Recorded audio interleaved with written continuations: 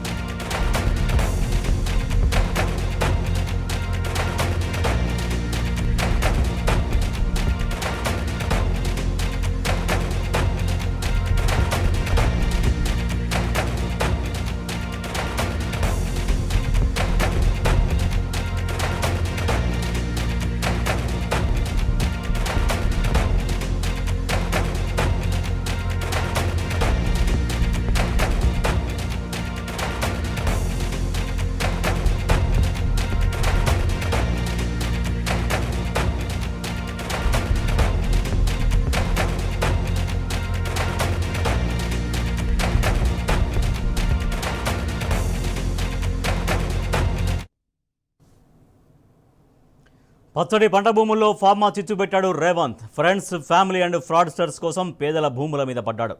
100 ఎకరాలు బుక్క పెట్టడానికి కుట్రలు చేస్తున్నాడు. అందుకే ఈ అక్రమ అరెస్టులు, అందుకే జైల్లో రైతులకు ఈ వేధింపులు. రేవంత్ భూదాహంలో సమిధలుగా మారింది పేద రైతులే. ఎందుకు ఈ నిర్బంధాలు? ఎవరిపై మీ జులుం? లగచర్ల ఘటనలో 70 మందిని అరెస్ట్ చేస్తే అందులో 21 మందిని మాత్రమే రిమాండ్కు పంపారు. మరి మిగతా వాళ్ళంతా ఏమయ్యారు? సైలెంట్గా వారిని పక్కకు తప్పించిందెవరు? తెర వెనుక ఉండి కాంగ్రెస్ శ్రేణుల్ని విడిపించిందెవరు? కథంతా నడిపించింది సీఎం సోదరుడు తిరుపతి రెడ్డి అన్నది బహిరంగ రహస్యమే కదా. ఆయన ఫోన్ చేస్తేనే పోలీసులు కాంగ్రెస్ వాళ్లను విడిచిపెట్టలేదా? కాంగ్రెస్ శ్రేణుల్ని, బీజేపీకి సంబంధించిన వారిని ఈ కేసు నుంచి ఎందుకు తప్పించారు? ఇది కాంగ్రెస్ బీజేపీల చీకటి దోస్తానా కాదా?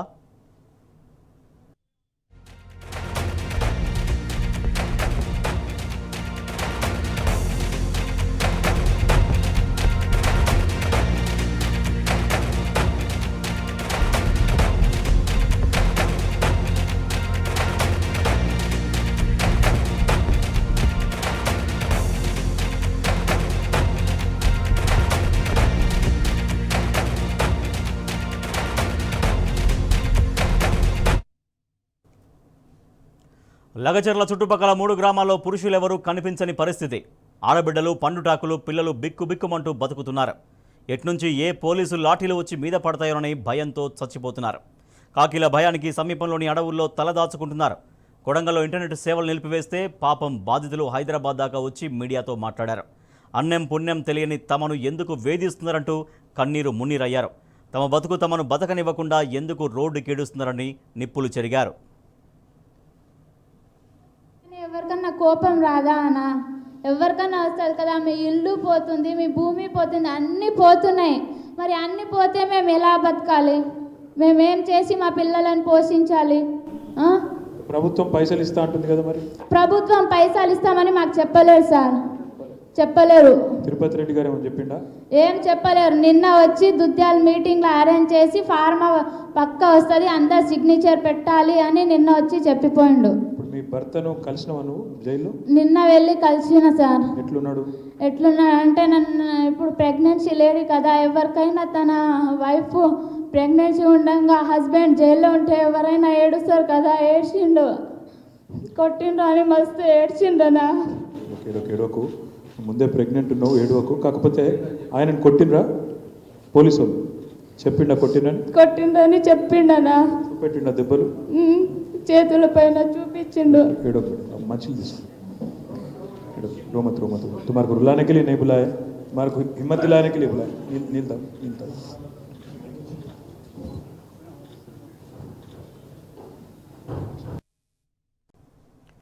రేవంత్ భూదందాలో పేదలే సమిధులుగా మారారని బీఆర్ఎస్ వర్కింగ్ ప్రెసిడెంట్ కేటీఆర్ ఆవేదన వ్యక్తం చేశారు.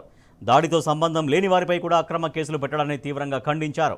విలువైన భూములను ప్రభుత్వం అడ్డికి పావుషేరు లెక్కన అమ్ముకుంటే చూస్తూ ఊరుకుంటారా అని నిలదీశారు కేటీఆర్. లో జరిగిన నిరసనలో సమిధలుగా మారిన పేదలు ఎవరైతున్నారో తమ భూములు తమకే ఉండాలి, మార్కెట్లో 60-70 లక్షలు ఎకరానికి ఉన్న భూములు ప్రభుత్వం అడ్డికి పావు షేరుకు రియల్ ఎస్టేట్ దందా చేసేందుకు గుంజుకుంటామంటే, మాకున్న జీవితాన్ని లాగేసుకుంటామంటే ఉన్న మొత్తం అట్లెట్లా ఒప్పుకుంటామని చెప్పి 9 నెలలుగా పోరాటం చేస్తున్న లగచర్ల, హకీంపేట, ఆ పక్కనే ఉండే 2 తాండాల అన్నదమ్ములు, ఆడబిడ్డలు నిన్న మొన్న ఈరోజు వరుసగా రాష్ట్రం మొత్తం చూస్తుంటే రోధిస్తున్నారు, ఆక్రోషిస్తూ ఉన్నారు. కష్టపడి సాధించుకున్న తెలంగాణలో ఇవాళ ఒక రాబందు మాదిరిగా రేవంత్ రెడ్డి అనాలోచితంగా ఏ ఫార్మా కంపెనీలు అంటే కాలుష్యం అని ఆయననే ప్రచారం చేసిండో అదే ఫార్మా కంపెనీని కొడంగల్ తెస్తా, ఇక్కడ పెడతా, దానికి 3000 ఎకరాలు కావాలా అని చెప్పి పేదల భూములు గుంజుకుంటుంటే వాళ్ళు మరలబడ్డారు. లగచర్ల ఘటనలో 70 మందిని అరెస్ట్ చేస్తే మిగతా వాళ్లంతా ఏమయ్యారని కేటీఆర్ ప్రశ్నించారు. రేవంత్ సోదరుడు తిరుపతి రెడ్డి పోలీసులకు ఫోన్ చేసి కాంగ్రెస్ నాయకుల్ని విడిపించాడని మండిపడ్డారు. రేవంత్ సోదరుడు కొడంగల్కు చక్రవర్తిలా వ్యవహరిస్తున్నాడని కేటీఆర్ ఫైర్ అయ్యారు. చేసినా ఎవడు పట్టించుకోకపోతే అధికారులు వస్తే వాళ్ళు నిరసన చెప్పినారు. మేము అడిగినాం ఏం జరిగింది అని. ఏం జరిగింది అంటే వాళ్ళు చెప్పేది ఒకటే, అన్న మొత్తం 60-70 మందిని మొదలు అరెస్ట్ చేసినారు, 2 DCMలలో ఎక్కించుకొని తీసుకొని పోయినారు. మా దుద్యాల మండల కాంగ్రెస్ పార్టీ అధ్యక్షుడు, ఆయన పేరు శేఖరు, ఆయన అనుచరులు కూడా ఈ దాడిలో పాల్గొన్నారు. ఎందుకంటే కాంగ్రెస్ వాళ్ళ భూములు కూడా పోతున్నాయి, కాంగ్రెస్ వాళ్ళు వాళ్ళ భూములు పోతుంటే వాళ్ళు దాడి చేసినారన్న. మొత్తం 70 మందిని తీసుకుపోయినారు. ముందు తీసుకుపోయినాక తిరుపతి రెడ్డి ఫోన్లో ఆదేశాలు ఇస్తున్నాడు. ఒక రాజ్యాంగేతర శక్తి, ముఖ్యమంత్రి అన్న కావడమే ఆయనకున్న అర్హత, ఆయనకి ఏ పదవి లేదు, ప్రజాప్రతినిధి కాదు. కలెక్టర్లు ఆయన ముంగట మోకరిల్లాల. ఇవాళ అధికారులు మొత్తం ఆర్డీఓలు, పోలీసు వాళ్ళు ఆయన చెప్పినట్టు ఆడాల. కొడంగల్కు ఆయన చక్రవర్తి, రారాజు. రేవంత్ రెడ్డి కాదు, అక్కడ రేవంత్ రెడ్డిదేం చెల్లదట, తిరుపతి రెడ్డిదే నడుస్తుందట. ఆ తిరుపతి రెడ్డి శిష్యుడు శేఖరు మండల కాంగ్రెస్ పార్టీ ప్రెసిడెంట్. ఈ 70 మందిని తీసుకపోతే 2 DCMలు ఎక్కించి తీసుకపోతే అందులో ఎవరెవరు బీఆర్ఎస్ వాళ్ళు వాళ్ళను మాత్రమే ఇవాళ 21 మందిని రిమాండ్కు పంపినారు, మిగతా వాళ్ళందరినీ ఇంటికి పంపినారు. ఈ దాడి మొత్తం బీఆర్ఎస్ వాళ్ళే చేయించిండ్రు. ఈ దాడి మొత్తం రాజకీయ దాడి, ప్రజలు చేసింది కాదు అనే ఒక కుట్ర ప్రభుత్వం చేస్తున్నది. అనుముల రేవంత్ రెడ్డి చేస్తున్నాడు, ఆయన అన్న అనుముల తిరుపతి రెడ్డి ఆ మండల కాంగ్రెస్ పార్టీ అధ్యక్షుడు చేస్తూ ఉన్నాడు. వాళ్ళ బీఆర్ఎస్ వాళ్ళనే తీసుకొచ్చి జైల్లో పెట్టడం అంటే వాళ్ళ ఉద్దేశం ఒకటే, తమ చాతగాని తనాన్ని 9 నెలలుగా తమ ప్రభుత్వం విఫలమైన పద్ధతిని ఇవాళ దాచుకోవడానికి, ముఖ్యమంత్రి నియోజకవర్గంలో అధికారులకు జరిగిన పరాభవానికి ఇవాళ ఏం చెప్పాలనో తెలియక సిగ్గు లేకుండా దీనికి రాజకీయ రంగు పులిమి వాళ్ళని బెదిరించే ప్రయత్నం చేస్తూ ఉన్నారు. జైల్లో ఉన్న ఎస్సీ, ఎస్టీ, బీసీ రైతులను పోలీసులు చిత్రహింసలు పెట్టారని కేటీఆర్ ఆవేదన వ్యక్తం చేశారు. పోలీసులంతా కలిసి 3 గంటల పాటు 3rd డిగ్రీ ప్రయోగించారని మండిపడ్డారు. వందల మంది పోలీసులు, కాంగ్రెస్ శ్రేణులు రైతుల ఇండ్లపై దాడులు చేశారని చెప్పారు. ఆడబిడ్డలను, వృద్ధులను, పిల్లలను భయభ్రాంతులకు గురి చేశారని కేటీఆర్ నిప్పులు చెరిగారు. ఇంకా అరాచకం ఏంటంటే 21 మంది మొత్తం ఎస్సీ, ఎస్టీ, బీసీ రైతులు. ఒక ఆయన విష్ణువర్ధన్ రెడ్డి అని ఆయన కూడా ఉన్నాడు, ఆయన కూడా పాపం ఇంట్లో ఉన్నాడు. వాళ్ళందరినీ పిచ్చి కొట్టుడు కొట్టినారు, చిత్రహింసలు పెట్టినారు, 3rd డిగ్రీ టార్చర్ పెట్టినారు. కొడంగల్ సిఐ, కొడంగల్ ఎస్ఐలు, వికారాబాద్ ఎస్పీ ఆయన పేరు నారాయణ రెడ్డి, వీళ్ళంతా కలిసి వీళ్ళను చిత్రహింసలు పెట్టినారు. 3 గంటలు కొట్టినారు. ఒక్కొక్కరిని చూస్తూ ఉంటే ఇప్పుడే మా అక్క చెప్పినట్టు కాళ్ళు చేతులు కమిలిపోయి ఉన్నాయి. మేము అడిగినాం, మరి ఎందుకు మేజిస్ట్రేట్ ముంగట చెప్పలేదు, కొట్టినాడు ఎందుకు చెప్పలేదు అన్నాం. మీరు చెప్తే మళ్ళా కొడతాం, మీ ఇంటికి పోయి మీ ఇంటోళ్ళని కొడతామని చెప్పినారు. ఎంత అమానవీయంగా ఎంత క్రూరంగా అంటే ఇంటి మీదికి వీళ్ళనేమో జైలుకు పంపినారు. ఇంటి మీదికి బందిపోట్లను పట్టుకరానికే, ఒసామా బిన్ లాడెన్ లాంటి తీవ్రవాదులను పట్టుకరానికే ఎట్లయితే కూంబింగ్ ఆపరేషన్ చేస్తారో 100 మంది పోలీసులు వచ్చి ఇంటింటికి పోయి తలుపులు దర్వాజాలు తన్నుకుంటూ గుద్దుకుంటూ పగలగొట్టుకుంటూ ప్రైవేటు వ్యక్తులు కొంతమంది కాంగ్రెస్ పార్టీకి సంబంధించిన వాళ్ళు తాగి బూతులు మాట్లాడుతూ ఆ ఇండ్ల మీద దాడి కూడా చేయడం జరిగింది. అక్కడ ఉన్న మహిళలు, అక్కడ ఉన్న ముసలోళ్ళని పిల్లలని భయభ్రాంతులకు గురి చేయడం జరిగింది. పేద బడుగు బలహీన వర్గాలు సన్నకారు రైతుల భూములు గుంజుకుంటుంటే ఎవరు ఊరుకోరని కేటీఆర్ తేల్చి చెప్పారు. అల్లుడికి అప్పనంగా భూములు కట్టబెడితే తెలంగాణ సమాజం సహించబోదన్నారు. ఇవాళ కొడంగల్ మరలబెడితే రేపు తెలంగాణ తిరగబడుతుందని హెచ్చరించారు కేటీఆర్. రేవంత్ రెడ్డి కాంగ్రెస్ పార్టీ ఒకటి గుర్తుపెట్టుకోవాలా, భూమి మీద ఎవడు శాశ్వతంగా ఇక్కడే ఉండడానికి రాలే. నీ పదవి కూడా 5 ఏళ్ళే. అందులో మీ ఢిల్లీ వాళ్ళ కోపం వస్తే రేపో ఎల్లుండే తీసిపారేసినా కూడా దిక్కులేదు నీకు. నేను ఒకటే గుర్తు చేస్తున్నా, రేవంత్ రెడ్డి చక్రవర్తివి కాదు, నువ్వేమి రాజువు కాదు. నీలాంటి వాళ్ళు చాలామంది వచ్చిండ్రు, చాలా మంది వస్తారు ఇంకా భవిష్యత్తులో. ఒకటి మాత్రం పక్కా, పేదవాళ్లతోని ఎస్సీ ఎస్టీ బీసీలు చిన్న సన్నకారు రైతులు ఉన్న మొత్తం భూమిని నేను గుంజుకుంటా, ఏమన్నా చేస్తా, నేను కొడంగల్ మాత్రం మా అల్లునికి ఫార్మా కంపెనీ పెట్టిస్తా అంటే ఇది తెలంగాణ సమాజం మాత్రం తప్పకుండా తిరగబడుతుంది. ఇలా కొడంగల్ మరలబడ్డది, రేపు తెలంగాణ మొత్తం మరలబడుతుంది. నీకు బాగా ఉన్నది, ఏదో కుట్ర అని చెప్పాలి, ఏందో జరిగిందని చెప్పాలి, జైల్లో పెట్టాలి. మా పట్నం నరేందర్ రెడ్డిని కూడా జైల్లో పెట్టిండు. సరే, రాజకీయ నాయకులను మమ్మల్ని జైల్లో పెడితే పెట్టినావు, మేము చూసుకుంటాం. ఎందుకంటే నిన్ను ఏం చేయాలో రేపు మేము అధికారంలోకి వచ్చినాక మాకు కూడా తెలుసు, మేమేం వదిలిపెట్టాం. కానీ ఒకటి మాత్రం పక్కా, ఇవాళ ఈ 21 మందిని ఎవరినైతే నువ్వు జైల్లో పెట్టినావో వాళ్ళ కుటుంబాలు, వాళ్ళ ఉసురు నీకు నీ పార్టీకి తప్పకుండా తాకుతుంది. ఏ పేద ప్రజల ఓట్లతోనైతే కొడంగల్లో గెలిచినవో, ఏ పేద ప్రజలకైతే 420 హామీలు ఇచ్చి 6 గ్యారంటీలు 100 రోజులని నమ్మబలికి అఫిడవిట్లలో సంతకం పెట్టి గెలిచినవో, ఇలా వాళ్ళ ఉసురు పోసుకుంటున్నావు చూడు, తప్పకుండా వాళ్ళ ఉసురు నీకు తాకుతుంది. నేను ఒకటే మాట చెప్తా ఉన్నా, ఆ కుటుంబాలన్నిటికీ కూడా మీకు మొత్తంగా బీఆర్ఎస్ అండగా ఉంటుంది. తప్పకుండా 21 కుటుంబాలను మిమ్మల్ని బయటికి తీసుకొచ్చేదాకా బెయిల్ మీద న్యాయ పోరాటం మేమే చేస్తాం. రాఘవేంద్ర యాదవ్ అనే తమ్ముడికి నేను చెప్పిన, తమ్ముడు నా ఉద్యోగం ఏమవుతుంది అన్నా అని అడిగిండు. నీ ఉద్యోగం ఏం కాదు, రేవంత్ రెడ్డి మెడలు వంచైనా సరే నీ ఉద్యోగం అవసరమైతే సుప్రీంకోర్టు దాకా కొట్లాడతాం, నీ ఉద్యోగం పోనీయం తమ్ముడు అని చెప్పిన. అట్లాగే మిగతా తమ్ముళ్ళు కూడా ఎవరైతే భయపడుతున్నారో, ఇవాళ తిరుపతి రెడ్డి దౌర్జన్యాలకు, పోలీసు వాళ్ళ దురాగతాలకు భయపడుతున్నారో వాళ్ళకు కూడా నేను విజ్ఞప్తి చేస్తా ఉన్నా, మిమ్మల్ని ఇంతకంటే పీకేదేం లేదు. ఇప్పటికే కేసులు పెట్టిండ్రు, అటెంప్ట్ మర్డర్ కేసు పెట్టిండ్రు, ఇక జైలు అనేది తెచ్చి పెట్టిండ్రు. ఇంతకంటే మీకేం పీకేదేం లేదు. ఇంకా ఆడ జరిగిన దాన్ని ఏదో దానికి మసిపూసి మారేడికాయ చేసి పెద్దగా చేసే ప్రయత్నం చేసి తన అసమర్థతను, తన చేతగాంతనాన్ని, తన చేవలేని తనాన్ని ఇవాళ రేవంత్ రెడ్డి కప్పిపుచ్చుకునే ప్రయత్నం చేస్తూ ఉన్నాడు. ధైర్యంగా ఉండండి, ప్రజాస్వామ్యబద్ధంగా కొట్లాడదాం.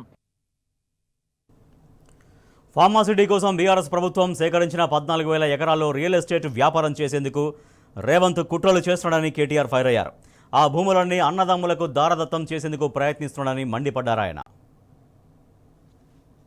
రేవంత్ రెడ్డి అనాలోచిత నిర్ణయాల వల్ల ఫార్మా సిటీ అని కేసీఆర్ పెడితే హైదరాబాద్ దగ్గర 14,000 ఎకరాలు సేకరిస్తే అది వద్దు, రద్దు, అక్కడ రియల్ ఎస్టేట్ దందా చేస్తా, మా అన్నగాన్లకు అక్కడ మా తమ్ముళ్లకు నేను భూముల సమర్పణ చేస్తా, ఫార్మా విలేజ్ల పేరిట ఇక్కడ సంగారెడ్డి జిల్లా న్యాల్కల్లో, అక్కడ కొడంగల్లో, ఇంకా అట్లనే మిగతా తెలంగాణలో కూడా ఒక 20 ఫార్మా విలేజ్లు పెడతా అని చెప్పి ఏదైతే ఇవాళ రేవంత్ రెడ్డి కొన్ని వికృతమైన అనాలోచితమైన ఆలోచనలు చేస్తూ ఉన్నాడో, ఈ విషయంలో సంగారెడ్డి రైతులైనా సరే, న్యాల్కల్ రైతులైనా సరే, కొడంగల్ రైతులైనా సరే ధైర్యంగా ఉండండి. మీకు బీఆర్ఎస్ ఉన్నది, మీకు కేసీఆర్ ఉన్నాడు, మర్చిపోవద్దని చెప్పి నేను విజ్ఞప్తి చేస్తా ఉన్నా.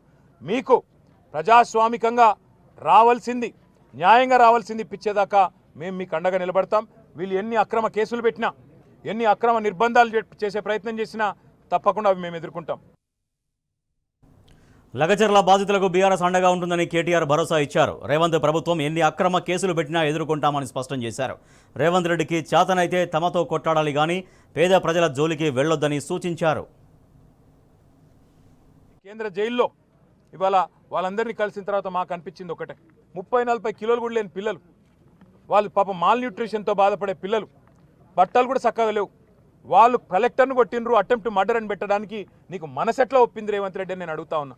చేతనైతే మాతోని కొట్లాడు, చేతైతే రాజకీయ నాయకులుగా మాతోని తలపడు, అంతేగాని పేదలకు ఈ రకమైన కష్టం కలిగించవద్దు. బేషరతుగా ఇకనైనా సిగ్గు తెచ్చుకొని ఈ కేసులన్నీ వెంటనే రద్దు చేయాలి, వాళ్ళని వెంటనే విడుదల చేయాలని చెప్పి మేము డిమాండ్ చేస్తూ ఉన్నాం. దాంతోపాటు ఇంకా రాష్ట్ర వ్యాప్తంగా ఫార్మా విలేజ్ల పేరిట సంగారెడ్డిలో కావచ్చు, ఇంకొకడ కావచ్చు, ఏదైతే ఇవాళ పేదల నోళ్లు కొట్టే ప్రయత్నం జరుగుతుందో తప్పకుండా అక్కడ కూడా బీఆర్ఎస్ పార్టీ పేదలకు అండగా ఉంటుంది, రైతులకు అండగా ఉంటుంది అనే మాట కూడా మీకు చెప్తూ, ఆ కుటుంబాలన్నిటికి కూడా మేము బయట కూడా మా అక్క కూడా ఇప్పుడే చెప్పింది, ఒక ప్రెగ్నెంట్ అమ్మాయి ఉంది అందులో జ్యోతి అని. రేపు సత్యవతి రాథోడ్ గారు స్వయంగా ఆ అమ్మాయిని హాస్పిటల్ కూడా తీసుకొని పోతా ఉన్నారు. ఇది బీఆర్ఎస్ పార్టీ యొక్క మానవత్వం. ఇవాళ బీఆర్ఎస్ అనే పార్టీ ఈ రాష్ట్రంలోని పేద వర్గాలందరికీ అన్ని రకాలుగా అండగా ఉంటుంది.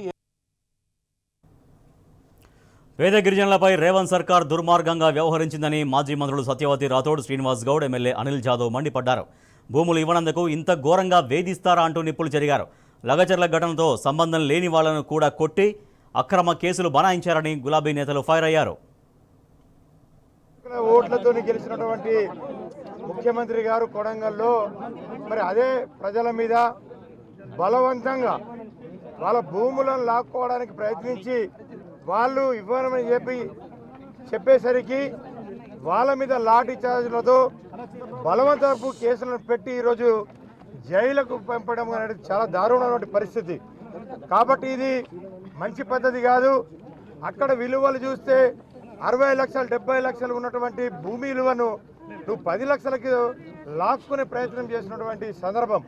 కాబట్టి దీన్ని మేము పూర్తిగా ఖండిస్తూ ఉన్నాం. 10 నెలలుగా ముఖ్యమంత్రి గారు వాళ్ళని ఒప్పియలేకపోయారు, కనీసం వాళ్ళతో మాట్లాడలేదు. ప్రభుత్వం వైఫల్యంతో సరి అయిన పోలీసు రక్షణ కానీ లేకపోతే అధికారులను మెప్పించడంలో కానీ అక్కడ ప్రజల్ని మెప్పించడంలో అధికారులు కానీ ముఖ్యమంత్రి గారు వైఫల్యం చెందారు. అది రేవంత్ రెడ్డి గారికి చాలా సిగ్గు చేటు. వాళ్ళ బాధ అయితే వర్ణాతీతం. మహిళలను చూడకుండా అర్ధరాత్రి అపరాత్రి పోలీసులు కొంతమంది, ప్రైవేట్ వ్యక్తులు కూడా కొంతమంది తాగి వచ్చి మమ్మల్ని నానా బూతులు తిట్టారు, నానా చిత్రహింసలు పెట్టారు. మా కళ్ళ ముందే మా పిల్లల్ని కొట్టుకుంటా తీసుకుపోయిండు అని అంటే నిజంగా వాళ్ళు బాధలో ఉన్నారు కాబట్టి ఆ విధంగా చెప్పిందని అనుకున్నాం. కానీ ఈరోజు జైల్లో వచ్చి అందరినీ చూసిన తర్వాత చాలా బాధ అనిపించింది, చాలా దుఃఖం అనిపించింది. ఇంత దారుణంగా మా భూముల మీద, మా ఇండ్ల మీద మాకు హక్కు లేకుండా మమ్మల్ని బందిపోటులాగా మరి మమ్మల్ని ఈ విధంగా చిత్రహింసలు పెట్టడం దారుణం అని చెప్పి మా నాయకుడి కాళ్ళ మీద పడి బోర్నా అని వాళ్ళు విలపిస్తుంటే నిజంగా చాలా దుఃఖం అనిపించింది, బాధ అనిపించింది. ఇదేం బాధ, తెచ్చుకున్న తెలంగాణలో ఇంత బాధలా? ఏ వర్గం బాగుపడాలని రాష్ట్రం తెచ్చుకున్నామో ఆ పేద వర్గాల వాళ్ళు 10 సంవత్సరాలు రైతు బంధు వచ్చింది సార్, సంతోషంగా ఉన్నాము. బొంబాయిలో, దుబాయ్లో, తర్వాత పూణేలో బతికిన వాళ్ళము ఊర్లలో వచ్చి ఇప్పుడు బతుకుతున్నాం. ఇప్పుడే మరి మా భూములు గుంజుకుంటే మేము ఎట్లా బతకాలా, మేము ఏం తినాలా, మాకు ఉద్యోగాలు వద్దేమొద్దు, మా భూమి మాకు కావాలి, మేము బతుకుతామని చెప్పి వాళ్ళు ఏడుస్తుంటే నిజంగా 14 లక్షల మంది వలసపోయినటువంటి జిల్లా అది మాది. అందులో అన్ని వర్గాల వాళ్ళు ఉన్నారు. ఇప్పటికీ కొట్టి చంపినరు పోలీసులు. మళ్ళీ చెప్తే మళ్ళీ దంతం కొడక అంటే మేము చెప్పలేకపోయినాం సార్ అని చెప్పి వాళ్ళు దెబ్బలు చూస్తుంటే మాకు కూడా నిజంగా కళ్ళకి నీళ్ళు వచ్చినాయి. కనుక ఇప్పటికైనా ఆలోచన చేసి వెంటనే విడుదల చేసి కేసులన్నీ ఎత్తేయాలి. లేదంటే ఖచ్చితంగా ఈ గడ్డ ప్రజా ఉద్యమాల గడ్డ ఇది, అది ఏ రూపంగా వస్తుందో తెలియదు. అది దాన్ని ఖచ్చితంగా మరి తగిన మూల్యం చెల్లించుకోవాల్సిన అవసరం ఉంటుంది.